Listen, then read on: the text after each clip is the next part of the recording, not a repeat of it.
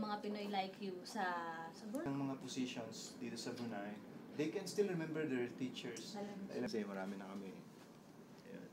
So, dumating ako dito noong 2004. Siguro, simulan ko nung high school ako. Gusto ko talaga ang chemistry nung high school. Magaling yung teacher ko ng chemistry. Kaya lang, dahil mahirap lang kami, kumbaga hindi ko inaspire na makakapag-college ako ng medyo magandang school. So, nung nagkaroon ako ng opportunity na mag-college sa Lucena, sa Luzonian University, kasi yung pinakamalapit sa baryo namin eh. So, nag-aral ako ng agriculture. And then, after 1 year, actually yung mga classmates ko, sabi nila magta-transfer daw sila sa UP Los Baños kasi maganda yung agriculture doon. And then sabi ko sa kanila interesado din ako. So nung humingi sila ng application forms, nakisabay na rin ako. Anyway, to make the long story short, nakisama ako sa application. And then nakita ko may BS Chem pala doon sa UPLB. So yun ang in-applyan ko. And then nung screening na, nakuha ko. Actually naiwan sila lahat doon sa Luzonian. Ako lang yung natanggap. So medyo malungkot ako dahil ako lang yung nakuha. Pero doon nagsimula yung naging realistic na yung interest ko sa chemistry. So BS Chem ang course ko from first year. And then from first year to fourth year, nag-i-enjoy ako ng chemistry. Then graduate ako ng BS Chem. Nag-board exam ako ng chemistry. And then nagturo ako sa Institute of Chemistry. So chemistry lagi. And then somewhere along the line, pinadala ako ng UPLB para mag-PhD sa Melbourne, sa Australia. So nagpakadalubhasa ako sa Australia. And then nung natapos na ako, bumalik ako ng UPLB. Chemistry pa rin ang tinuturo ko. Then promote akong assistant professor ng chemistry. And then may mga opportunities ako na mag-postdoc. Yung postdoc yun yung after ng doctorate. So nag-postdoc ako sa Japan. Tapos nag-postdoc ako sa Ireland. Puro chemistry lahat yun. And then there was a time na pumunta ako sa Japan for long period. So 3 years ako doon. And I work as a scientist in a chemistry laboratory. Tapos, nung nasa Japan ako, mayroong opening dito sa UBD. Chemistry lecturer. So in-applyan ko yun. Tapos, nakuha ko. So, it's actually, from the beginning, it's chemistry. Hanggang ngayon, chemistry pa rin. Nung nasa Japan ako, although scientist ako, doing chemistry work, so in other words, chemist, pero walang teaching na involved. So parang I just go to conferences to present my results. Pero walang teaching part. So nung namimiss ko na yung teaching, biglang dumating itong UBD opportunity. So grinab ko siya, and then I just realized na ang calling ko pala ay nasa academe.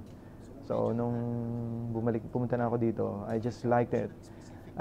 This is probably the best in my entire career, yung pagpunta ko sa UPD. Kasi bukod sa chemistry, it's a teaching, and the pay is good as well.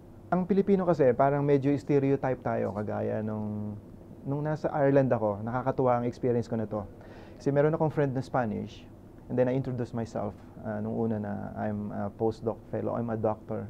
Nagulat siya kasi sa Spain pala, yung mga kilala niyang mga Pilipino, mga maids. And then nung may time na in-inform yung friends niya, in-introduce niya ako sa friends niya, sabi niya, "Hey, this is Joey. And you know what?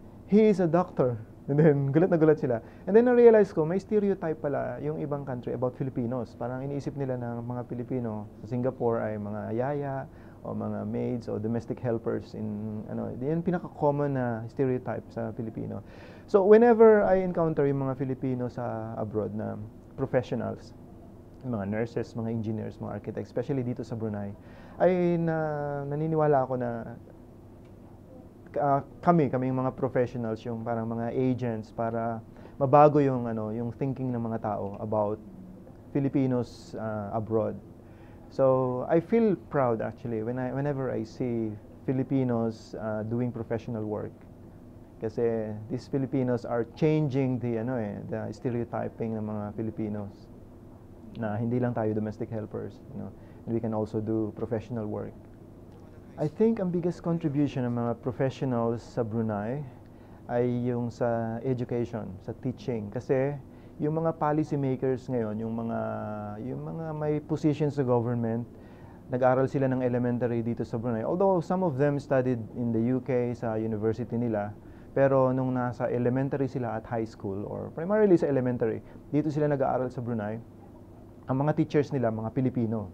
So, kumbaga, yung kanilang formative years ay na-impluwensyahan sila ng Filipino. So, some of them know some Filipino words, alam nila yung mga Filipino delicacies like adobo, gusto nila yung adobong manok.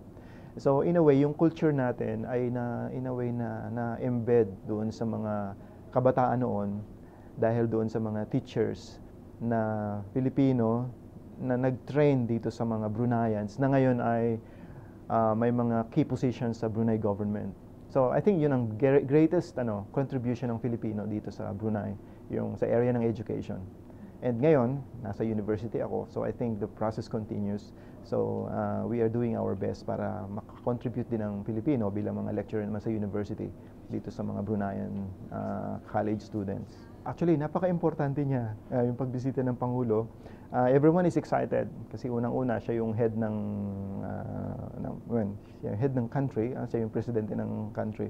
And he's kind of on top there. So parang sa isang Pilipino na dadalawin kayo ng presidente nyo na nasa ibang bansa kayo, it's something. So we are really proud na dadalaw si Pinoy, si presidente dito sa Brunei. And pinaghahandaan talaga ng mga Pilipino yan. So, yeah, excited.